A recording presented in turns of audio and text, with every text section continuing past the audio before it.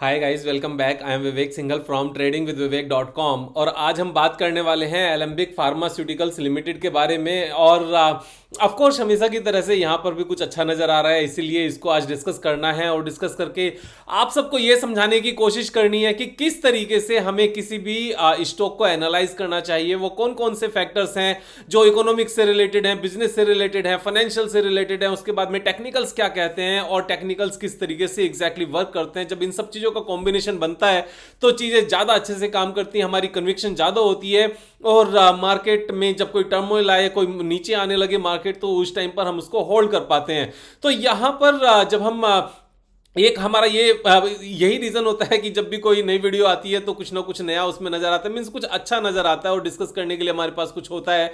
और आगे बढ़ने से पहले टू इंपॉर्टेंट पॉइंट्स हैं कि ये कोई भी रिकमेंडेशन नहीं है बाय या सेल करने की। This is just a educational video और एजुकेशनल वीडियो में आप यहाँ पर सिर्फ सीखने की कोशिश करेंगे। यहाँ पर मेरी रिकमेंडेशन नहीं है, तो आप जो भी कुछ बाय करोगे वो अपने मन से बाय करोगे, अपनी समझ से बाय करोगे। मैं अपने हिसाब से बाय करूंगा, आप अपने हिसाब से बाय करेंगे। आप मेरे कहने से बाय नहीं करेंगे यहां पर और ना ही सेल करेंगे। यहां पर चीजें सीखेंगे, समझेंगे। This is an educational channel. और अगर अब तक सब्सक्राइब नहीं किया है तो सब्सक्राइब कर लें, क्योंकि एवरीडे 5 o'clock का एक नई वीडियो लेकर आते हैं जिससे हम अपने ट्रेडिंग और इन्वेस्टिंग स्किल्स को शार्प कर सकें, न्यू बिजनेसेस को समझ सके, सीख सकें। तो जब यहां पर हम बिजनेस की बात कर रहे हैं, then we can very easily see that this is an pharma company. और फार्मा कंपनी में फार्मा कंपनी का मतलब हेल्थ केयर से होता है, मेडिकल से होता है। तो जब एक बार मैं आपको मैक्रो लेवल पर समझाना चाहता हूं कि इंडिया की जो पर कैपिटा इनकम है दैट इज $2100 पर ईयर, और जो अमेरिका की है दैट इज 6500 पर डॉलर, 65,000 पर डॉलर। तो यहां पर एवरेज अमेरिकन एवरेज इंडियन से 30 टाइम्स से भी ज्यादा रिच हैं, 30 गुने से भी ज्यादा रिच हैं एवरेज अमेरिकन एवरेज इंडियन से। तो इंडिया के पास जो यहां से जीडीपी के ग्रो होने का जो स्कोप है वो बहुत ज्यादा है। Every year for next 20 years, 30 years, 40 years India लगातार यहां से ग्रो कर सकता है। यानी कि हमारे पास आगे चल के जितना भी टाइम है ना, हम यहां से बहुत अच्छी ग्रोथ देख सकते हैं इंडियन मार्केट में पर कैपिटा इनकम के ग्रो होने पर। और जैसे जैसे पर कैपिटा इनकम ग्रो होगी वैसे वैसे इंडियंस का जो मेडिकल के ऊपर खर्च करने का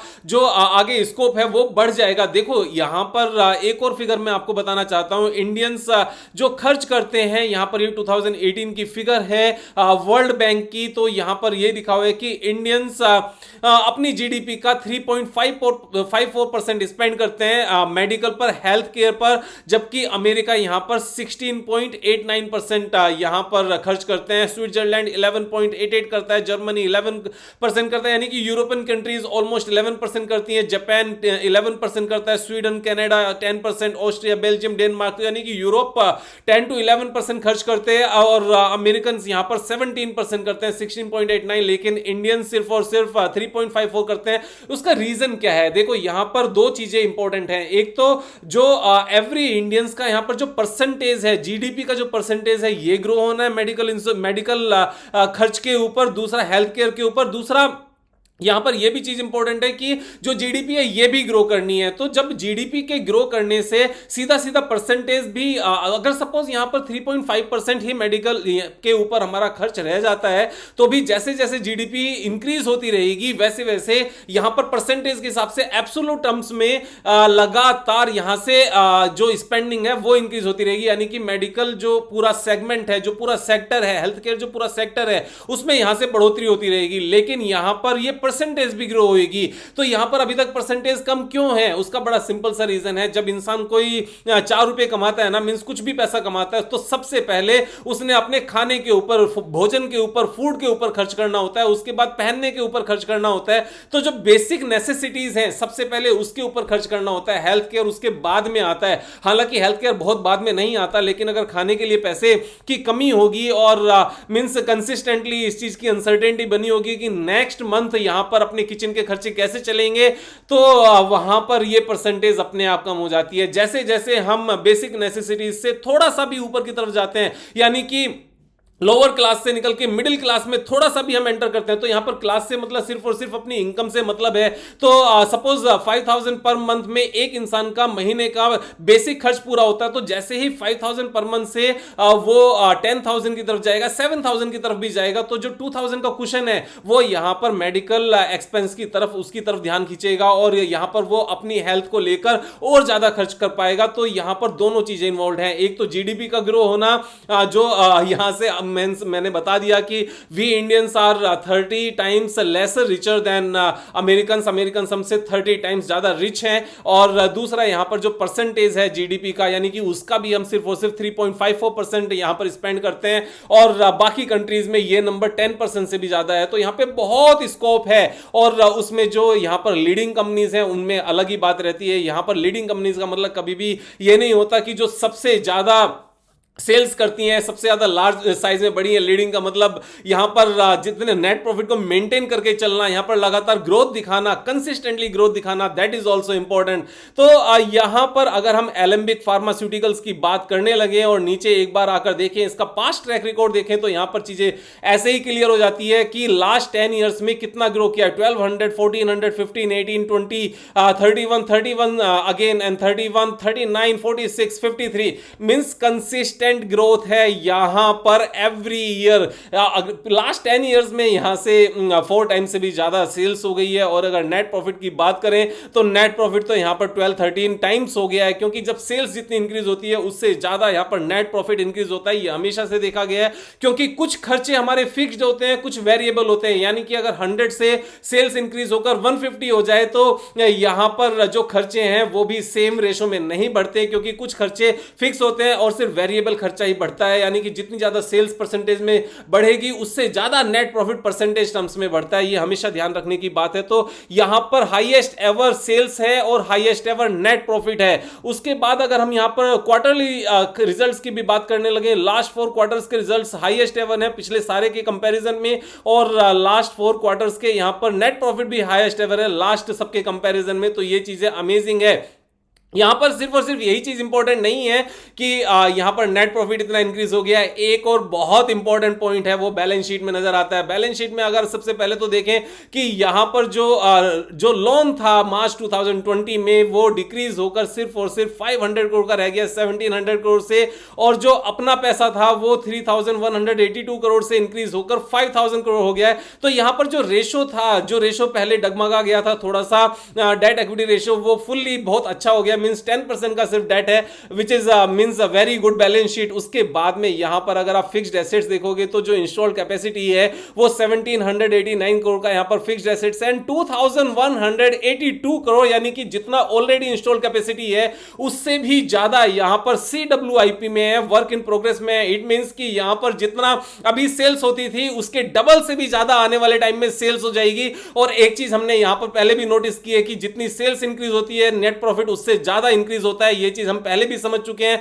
आप यहां पर देखो 2015 में 2000 करोड़ की सेल्स थी, यहां पर सेल्स कितनी इंक्रीज हुई, यहां पर सेल्स 3 टाइम्स भी अभी नहीं हुई, 2.5 टाइम्स ही हो पाई, 2.7 टाइम्स हो गई, ठीक है 5400 करोड़ हो गया। लेकिन यहां पर नेट प्रॉफिट 283 करोड़ से इंक्रीज होकर 1178 करोड़ हो गया, यानी कि 4 टाइम्स से भी ज्यादा इंक्रीज हो गया। यानी कि सेल्स तो 2.5 टाइम्स हुई है लेकिन नेट प्रॉफिट 4 टाइम्स से भी ज्यादा हो गया। यहां पर भी सेम ही चीज नजर आएगी कि जब यहां पर सेल्स तो 2.5 टाइम्स हो जाएगी लेकिन नेट प्रॉफिट जो करंट का नेट प्रॉफिट है उसका भी यहां से 4 टाइम्स होता नजर आएगा। यानी कि 1200 करोड़ के नेट प्रॉफिट से यहां से ऑलमोस्ट 5000 करोड़ के नेट प्रॉफिट की तरफ यहां से कंपनी चल पड़ेगी, जैसे ही यहां पर यह चीज ऑपरेशनल हो जाएगी और इस सेल्स को यहां पर यह मोनेटाइज मींस इस प्रोडक्शन फैसिलिटी को यह मोनेटाइज करना शुरू करेंगे, सेल्स करना शुरू करेंगे, तो आने वाले टाइम में यहां से नेट प्रॉफिट 4 टाइम्स होता हुआ नजर आता है, यानी कि 5000 करोड़ के आसपास नजर आता है।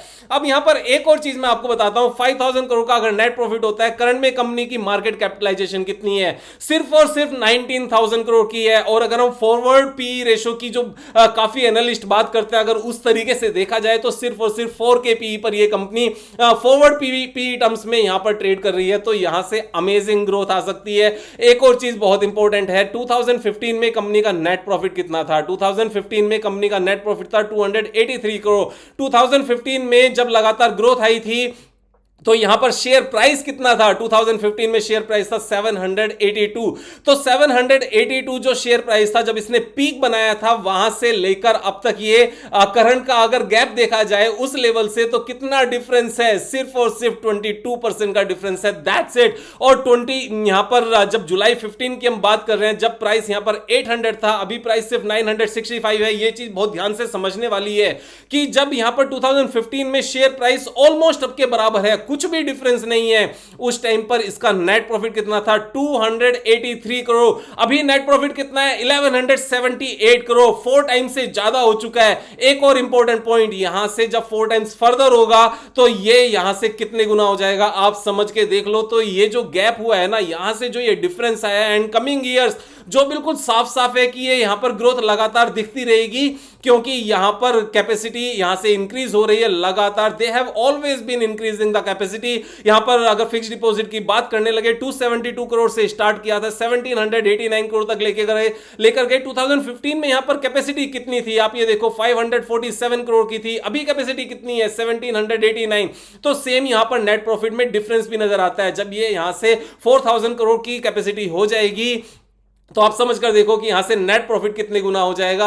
और सेम चीज जब यहां से ये चीजें चलनी शुरू करेगी तो क्या डिफरेंस नजर आएगा। तो इसी तरीके से जो लॉन्ग टर्म में कंसोलिडेट चीजें हो सकें, हो चुकी हो और अब चलने को तैयार हो, तो इसी तरीके से हमने यहां पर चीजों को एनालाइज करना होता है, समझना होता है। और ये तो हो गई थोड़े से लॉन्ग टर्म की बात। अगर हम शॉर्ट टर्म की भी बात करने लगे, तो शॉर्ट टर्म में भी लास्ट 1 ईयर में इसने कुछ यहां पर ग्रोथ नहीं दिखाई। It is trading at the same level जो 22 जून को ट्रेड कर रहा था। अभी 15 जुलाई है, 1 साल हो चुका है, it is trading at the same level. तो ये जो कंसोलिडेशन है, बड़े बड़े ये बेकार नहीं जाते, चीजें ऐसे ही चलती हैं। और यहां पर एक छोटा सा यहां पर रिवर्स हेड एंड शोल्डर बनता हुआ मुझे नजर आ रहा है। आप भी एक बार देख लो कि ये किस तरीके से नजर आ जाते हैं, कहीं भी बन जाते हैं। दिस इज अ शोल्डर, उसके बाद में ये एक हेड है और ये राइट शोल्डर बन रहा है। और राइट शोल्डर बनने के बाद में एक्चुअल में यहां से चीजें चलनी शुरू करेंगी। थोड़ा सा शॉर्ट, अगर हम इमीडिएटली शॉर्ट टर्म की भी बात करने लगे, तो ऐसा नहीं है कि इसमें शॉर्ट टर्म में कोई अपॉर्चुनिटी नहीं है। तो 20% के आसपास तो शॉर्ट टर्म में भी यहां से अपॉर्चुनिटी है। और इस तरह के शॉर्ट टर्म की अपॉर्चुनिटी विद इन 3 मंथ्स यहां पर अचीव हो जाती है। लेकिन अगर थोड़े से लॉन्ग टर्म की बात करने लगे, मींस 2-3 इयर्स की अगर हम बात करने लगे, तो ये स्टॉक यहां से 5-6 टाइम्स हो सकता है 2-3 इयर्स में। इसमें कोई दो राय नहीं है, कंसिस्टेंट परफॉर्मर है। यहां पर अगर आप देखो 2012 में इसका प्राइस कितना था? 2012 में इसका शेयर प्राइस कुछ भी नहीं था, एज सच जस्ट 35 रुपीज था। 35 से चलकर ये 800 की तरफ गया, यानी कि 20 टाइम्स से ज्यादा हुआ था with in a very short period of time. यहां से अगर हम देखने लगे, तो यहां से इसने 200% मींस 2000%, 20 टाइम्स की यहां से ग्रोथ दिखाई थी। और कितना टाइम लगा था इसको? टोटल जो डेज लगे थे 1292 डेज लगे थे। यानी कि यहां से 2011 से 15 तक 4 years, that's it, means 3.5 years में यहां से इतनी बड़ी इन्होंने ग्रोथ दिखाई। तो आगे भी सेम ग्रोथ की यहां से एक्सपेक्टेशन है। अगेन मैं बोलूंगा, दोस्तों के साथ शेयर नहीं किया तो शेयर कर लेना, सब्सक्राइब कर लेना। मैं अपने हिसाब से बाय करूंगा, आप अपने हिसाब से बाय करना। Thank you so much, have a nice day. मजे करना नहीं भूलना है। Thank you so much.